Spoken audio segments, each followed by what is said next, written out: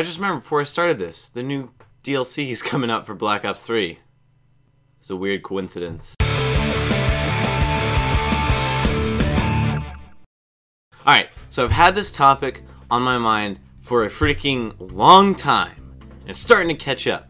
So, if you can't tell by the title of the video, I am sick of paying $120 for video games. Or whatever I said, I don't know, paying more for video games than what I thought.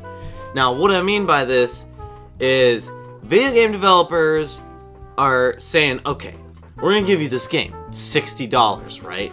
You know, you get the game. But if you pay more money, you get the full game. And it's making me angry.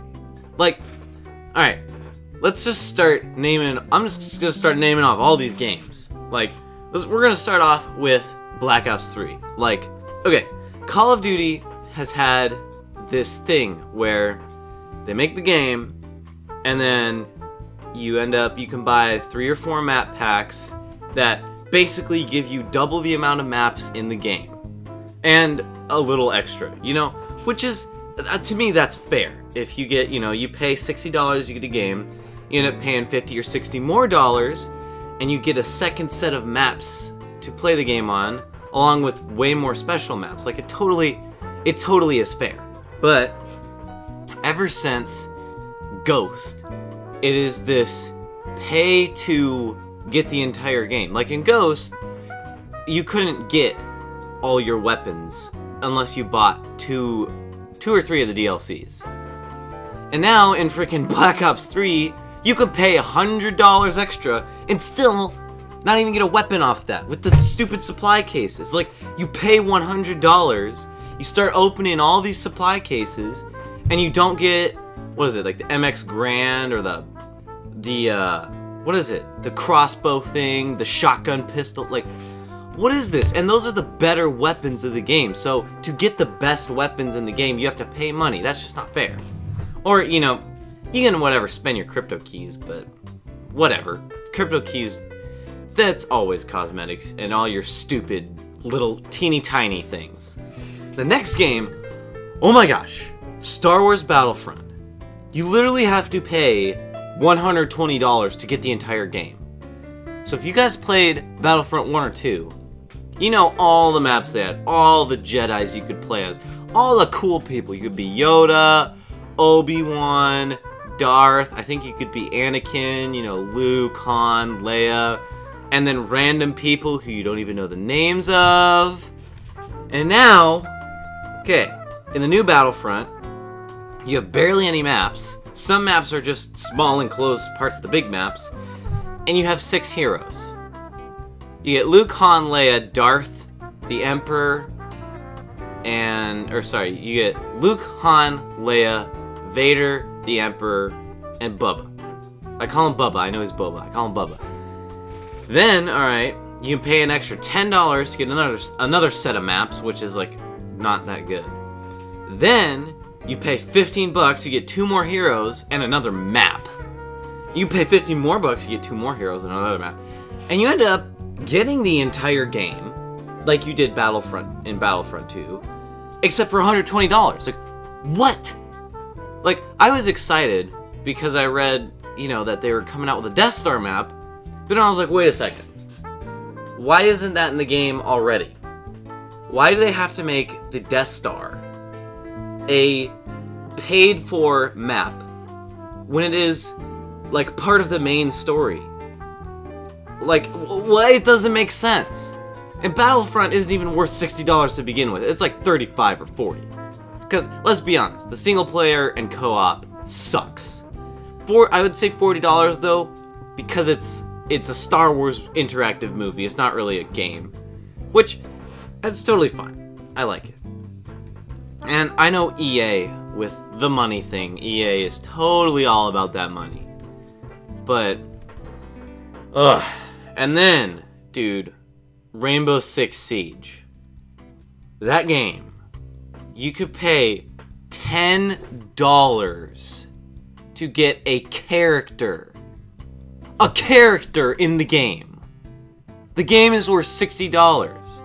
So you pay $10, 1/7 of your earnings, if you pay 70 bucks on that game, is spent on one character who isn't even overpowered. Like, if you're gonna spend $10, you better buy an overpowered character.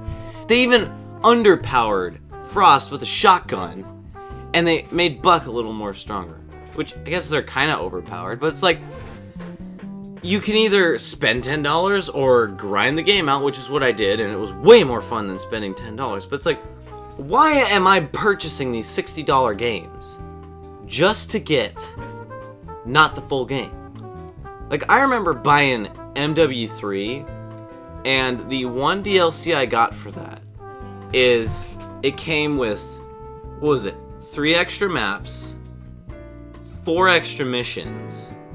Like, right off the bat, that's probably what they would have done. And an extra game mode to play on all the other maps.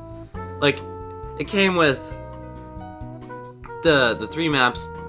The problem with the 3 maps was they were only in the 1v1, 2v2, and 3v3 set. They were still fun to mess around on, let me tell you. But the Chaos mode that came with it, I would have paid like $3 or $4 just for Chaos mode. Because it was worth it. It was worth it.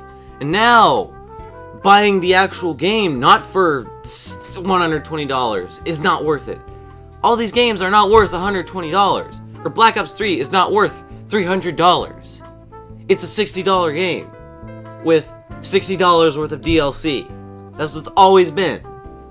And it's just, And whether or not you like these games, you know, whatever, but it's the concept of making you pay more behind them. Shelling out extra money with cutout content that should be in the game. Battlefront has 4 maps. Plus 4 really tiny, easily made maps. You could build the maps in Roblox. Like, or Minecraft. These tiny versions of the map. Like, there's literally one map in Battlefront that is like, it's like the size of a house. And it's not even a house, it's like a square. A box that you're stuck in. And your heroes, my gosh. Why would you only put 6 heroes in a Star Wars game? Obi-Wan isn't in it. Luke isn't in it. Darth Maul isn't in it. Anakin isn't in it, even though he's Darth Vader. And you can't even play as, like, any cool people. There's no, like, there's Boba Fett. He's alright, but you can't do anything else. And they're selling as a DLC frickin' the big fat guy's palace. I don't know his name. I don't know. But it's like, they're selling Tatooine as a DLC. Why would you sell Tatooine as a DLC? It's like, ugh. I don't want to pay $120 for a game that I was told I only had to pay $60 for. It's like, oh my gosh. And now, with all these games, you know, like, people have to stop buying these DLCs, and they're not going to. That's the only way we're going to change these games. Is, literally, the next Call of Duty, I might buy it. I'm not even gonna say that. I'm not gonna buy it to try it. Unless, once I see gameplay of it, you know, don't judge a book by its cover, but I'm not gonna buy it to try it. Because it's gonna be more pay to win than the last one, which is this one. And then, even Advanced Warfare was pay to win. Anyway, tell me what you thought if you liked the video in the comments below, or tell me what you thought if you didn't like the video in the comments below.